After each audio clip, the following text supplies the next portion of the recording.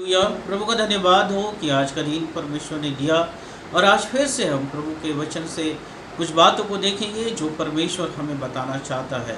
आज हम मनन करेंगे कि परमेश्वर के लिए हम किस तरह से अपने जीवन को अलग कर सकते हैं, किस तरह से हम संसार से अपने जीवन को अलग करके परमेश्वर में पवित्रता के साथ हमें चलना है। मेरे प्रियो, उसी में हमारी आशीष है, उसी में हमारी भलाई है और उसी में हमारी सफलता है। अगर हम परमेश्वर के साथ चलते हैं तो परमेश्वर भी हम पे अनुग्रह करता है और अपनी दया हम पे प्रकट करता है।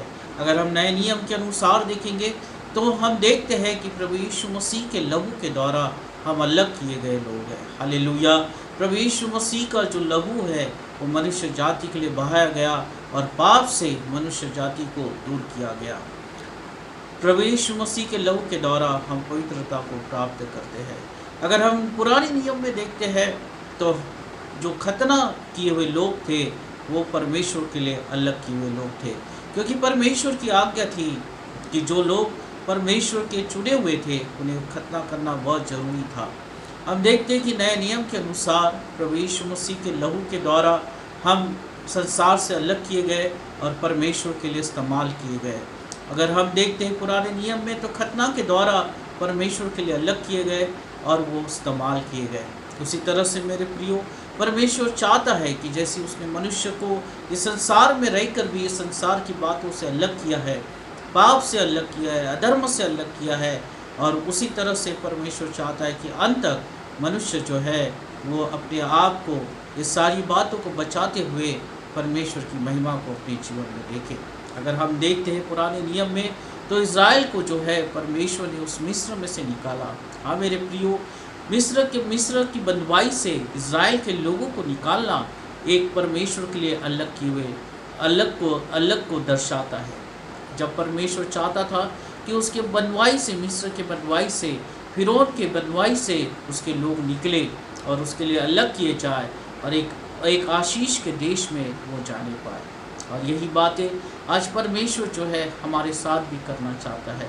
वो चाहता है कि हम उस बंधुआई में से निकले, उस पाप की बंधुआई में से निकले, उस बीमारी के बंधुआई में से निकले, उस निराशा की बंधुआई से निकले, ताकि परमेश्वर जैसे इज़राइल के लोगों के साथ चला, उनकी अगुवाई किया, उन पे बड़े आश्चर्यक्रम प्रकट किया, उसी तरह से परमेश्वर भी हमारे जीवन में बड़े आश्चर्यक्रम प्रकट करना चाहता है। परंतु हम देखते हैं कि आज हम प्रभु पे विश्वास करते हैं, मसीह लोग विश्वास करते हैं, और बहुत सी बातें जो है उनके जीवन में आज भी बहुत सी प्रभाव को डाले हुए हैं, जिसके कारण उनके जीवन का उद्धार पूर्ण रीति से नहीं होता। जब मूसा फिरौन के सामने खड़ा हुआ, फिरौन जो है वो फिरौन राजा जो है एक दुष्ट राजा था और वो शैतान को दर्शाता है।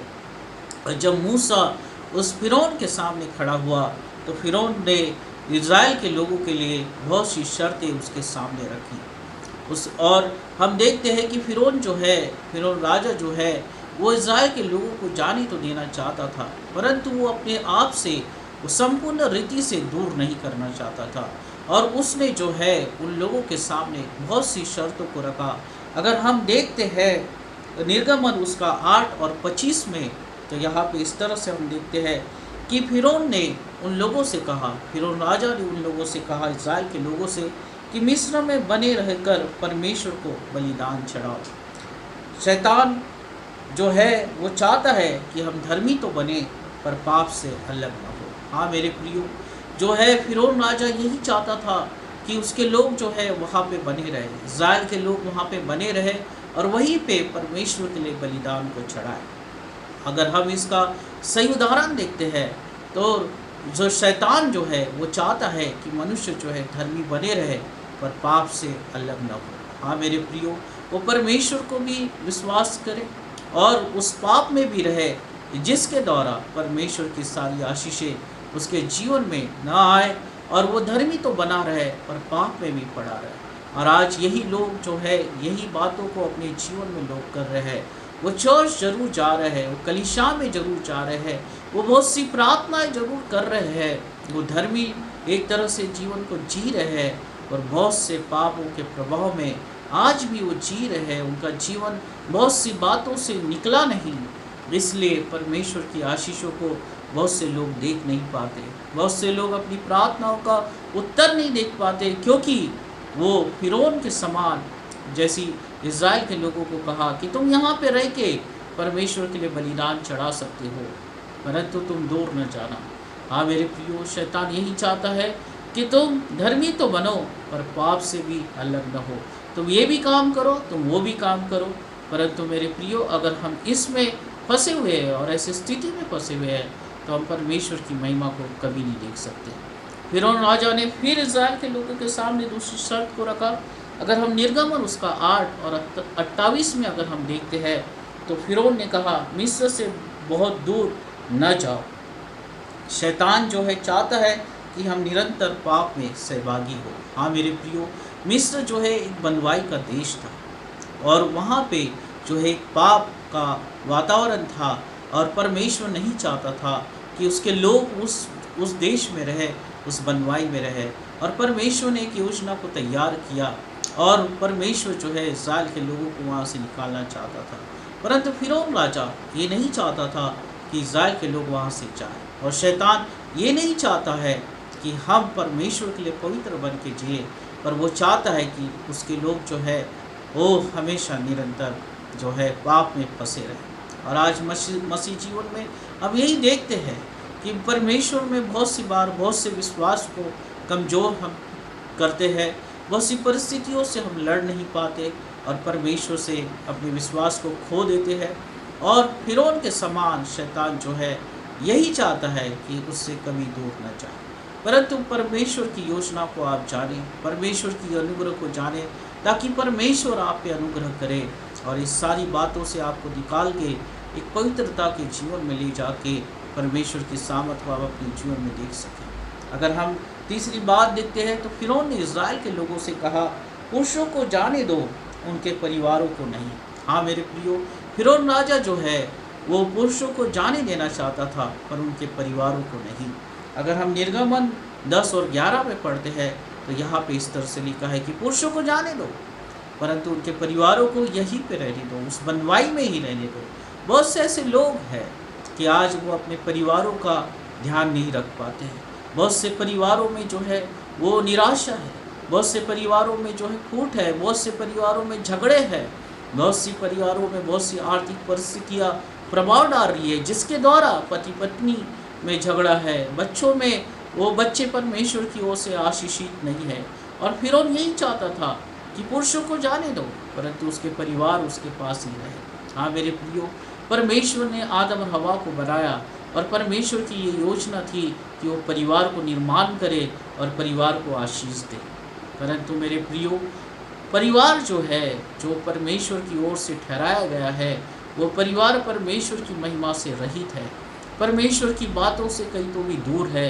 और फिरौन के समान जो है शैतान नहीं चाहता कि हम परमेश्वर के करीब जाएं। हाँ मेरे प्रियो, अगर परिवार के सब लोग परमेश्वर में विश्वास करते हैं और प्रभु से प्रार्थना करते हैं तो वो परिवार परमेश्वर के आशीष में जरूर रहेगा।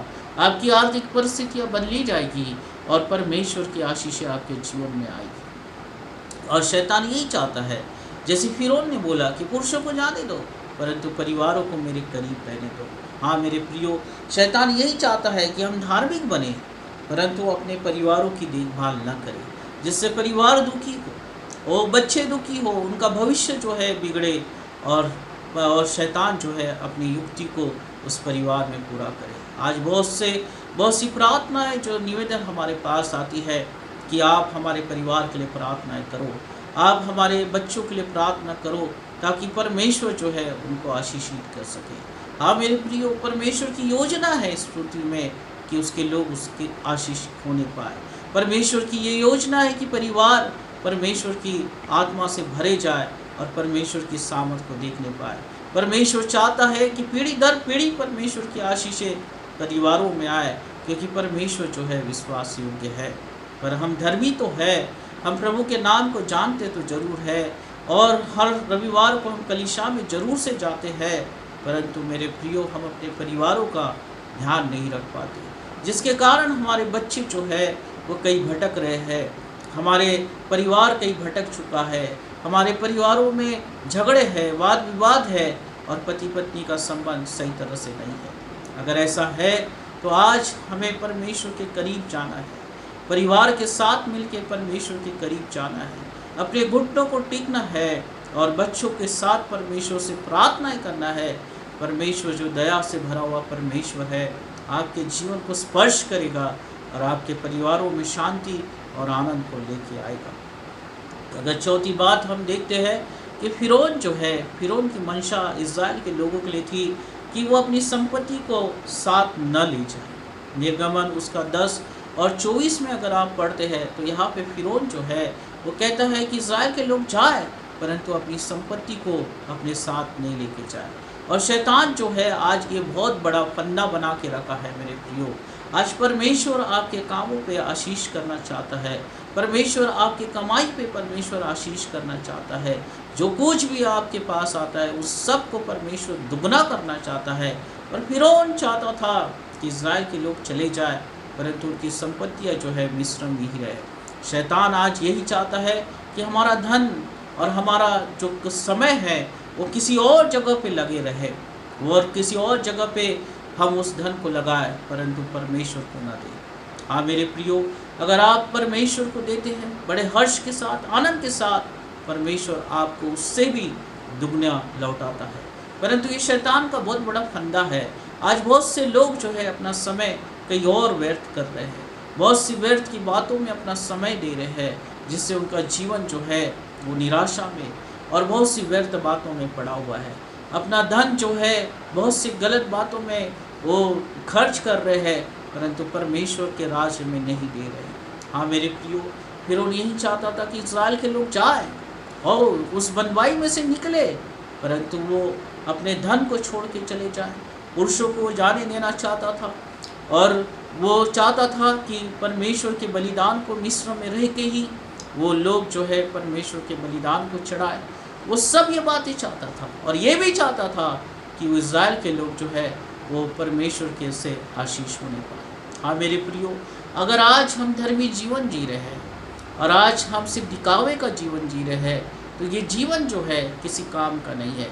इसमें परमेश्वर आपको कभी आशीष नहीं करेगा, इसमें परमेश्वर की कभी महिमा को आप देखने नहीं पाओगे, इसमें परमेश्वर की कभी सफलता आपके जीवन में नहीं आएगी, परिवार कभी परमेश्वर की ओर से आशीषित नहीं होने पाएगा। परंतु जब इज़राइल के लोग परमेश्वर की बातों को सुन के जब मूसा के पीछे होके निकले तब परमेश्वर ने उनके लिए आशीष को दिया, तब परमेश्वर ने उनकी जीवन की सारी आवश्यकताओं को पूरा किया।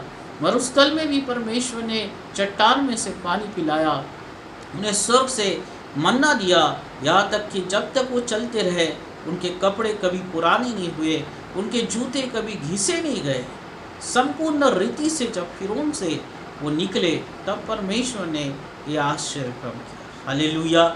जब हम अपने जीवन को संपूर्ण रीति से उस शैतान के बंधनों में से निकालेंगे, जब अपने जीवन को संपूर्ण रीति से उस पाप से अपने जीवन को निकालेंगे, अपने जीवन से सारी गलत बातों को दूर करेंगे, अधर्म को दूर करेंगे, बुरे बातों को, बुरे विचारों को, बुरी इच्छाओं को जब हम अपने जीवन से दूर करेंगे तब परमेश्वर का आत्मा आपके जीवन में आएगा, तब परमेश्वर के जो सामर्थ्य है आपके जीवन में काम करेगी।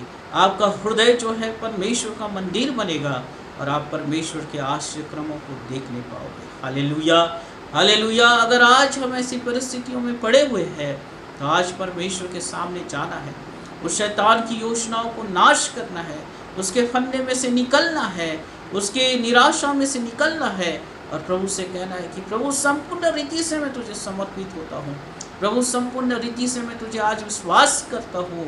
मैं दो जीवन को नहीं जी सकता, क्योंकि बाइबल में लिखा है कि तुम एक नाव में, वो दो नाव में चल के तुम सवार होके कभी अपने जीवन को नहीं चला सकते। हाँ मेरे प्रियो, अगर दो नाव में हम सवार हैं, हम धर्मी भी जीवन जी रहे हैं और गलत बातों को भी अपने जीवन में कर रहे हैं तो हम कभी अपनी मंजिल पे नहीं पहुंचने पाएंगे, परमेश्वर की कभी आशीष को हम देखने नहीं पाएंगे।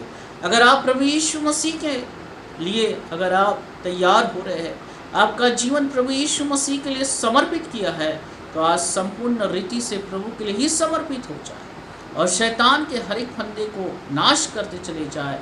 प्रार्थनामय जीवन जिए, पवित्र जीवन जिए और परमेश्वर की इच्छाओं को पूर्ण करे, तब परमेश्वर आपके जीवन में बड़े आश्चर्य कर्म करेगा। हाँ मेरे प्रियो, तब परमेश्वर की सामर्थ आप अपने जीवन में देखने पाओगे और परमेश्वर की सफलताएं आपके जीवन में आएगी। आपका परिवार आशीषित किया जाएगा, आपके बच्चे आशीषित किए जाएंगे, आपका घराना आशीषित किया जाएगा और आप परमेश्वर की महिमा के लिए और ऊंचे उठाए जाओगे। हालेलुया। इसलिए जो फिरौन जो है, शैतान का जो प्रतीक है, उसके जो कार्य को है नाश करते चले जाए। उसकी योजना को समझिए और अपने जीवन को परमेश्वर के लिए धर्मी बनाए। अपने जीवन को परमेश्वर को समर्पित करें, अपने जीवन को परमेश्वर के हाथों में दे, ताकि वो अपने हाथों में आपको ले और परमेश्वर आपको इस्तेमाल कर सके। हालेलुया। तो परमेश्वर को पुकारे और प्रभु के हाथ में अपने आप को समर्पित करें। अगर इस तरह से हम अपने जीवन को जी रहे हैं तो आज रुक जाइए और परमेश्वर से कहें कि प्रभु, मैं फिरौन जो उस बंधुआई में था, जो शैतान की जो गुलामी में था, जो पाप के काम में करता था, जो अधर्म में करता था, जो बुरी बातें मेरे जीवन में थी, कड़वाहट मेरे जीवन में थे, मैं दूसरों को क्षमा नहीं कर पाता था, आज ये सारी बातें जो है मेरे जीवन से दूर कर और आज प्रभु तेरे वचन के अनुसार मेरे जीवन में काम कर, ताकि मैं तेरी आशीष को देख सकूं और शैतान के सारे गढ़ों को ढा सकूं और एक विजयी जीवन को मैं जी सकूं। हालेलुया। परिवार जो है परमेश्वर आशीषित करता है, आपके जीवन को आशीषित करता है और आपको ऊंचे पे उठाता है। आइए हम प्रार्थना करेंगे और परमेश्वर की आशीष को हम मांगेंगे। धन्यवाद हो परमेश्वर पिता, तेरी स्तुति हो। आज तेरे वचन से तूने बोला है परमेश्वर कि तुम शैतान की हर एक युक्तियों को जानो, क्योंकि शैतान तो धूर्त है, वो तुम्हें धोखा देने आता है, तुम्हारे जीवन को नाश करने आता है, परंतु मैं जो आया हूँ वो अनंत जीवन देने के लिए आया हूँ। हाँ प्रभु, तू मार्ग और सत्य और जीवन है। आज अगर हम तेरी बातों को जानते हैं, आज अगर हम उस सत्य को अपने जीवन में ग्रहण करते हैं, तो प्रभु तू परमेश्वर पिता वो अनंत जीवन की तरफ हमें लेके जाता है। हमारे जीवन की सारी समस्याओं को दूर करता है, सारी निराशाओं को दूर करता है, परिवार के हर एक झगड़ों को तू नाश करता है और परिवार को तू आशीषित करता है, बच्चों को तू आशीषित करता है, पति पत्नी के रिश्तों को तू आशीषित करता है परमेश्वर पिता, क्योंकि तेरे हाथ में वो तेरे लोगों ने अपने जीवन को समर्पित कर दिया। तेरे हाथ में परमेश्वर हमने अपने जीवन को समर्पित कर दिया और अब हम कहते हैं कि हे यीशु, तू इस जीवन को स्पर्श कर, तेरी आत्मा के द्वारा तू स्पर्श कर, पवित्र आत्मा तू हर एक के जीवन की अगुवाई कर और परमेश्वर वही करे जो तू चाहता है, जो तेरी इच्छा है वैसा ही करे, ताकि परमेश्वर हम अपने जीवन में हमेशा तुझसे आशीषित होते रहे, तुझसे चंगाई को प्राप्त करते रहे, तेरी सामत को देखते रहे। ओ परमेश्वर, तू ऊंचाइयों पे लेके जाते रहे, बीमारियां हमारे जीवन से दूर होती रहे, निराशाएं हमारे जीवन से दूर होती रहे और तेरे नाम से हम विजयी जीवन को जीने वाले बने, ऐसा तू होने दे। हर एक शैतान की गढ़ को ढा दे प्रभु। आज तेरे लोगों को परमेश्वर पिता एक विजय के उत्सव में तू लेके जा, एक आनंद के उत्सव में तू लेके जा और हर एक तंगी को तू दूर कर, हर एक कमी घटी को तू दूर कर प्रभु। ओ परमेश्वर पिता, हम अपना धन तेरे कार्य के लिए लगाए, तेरे राज्य में बोए परमेश्वर पिता, अपना समय तेरे कार्य के लिए दे परमेश्वर, ताकि तुम बहुतायत से और दुगनी आशीष को दे सके परमेश्वर पिता। धन्यवाद करता हूँ प्रभु यीशु के नाम से, आमीन आमीन। प्रभु आप सबको आशीषित करें।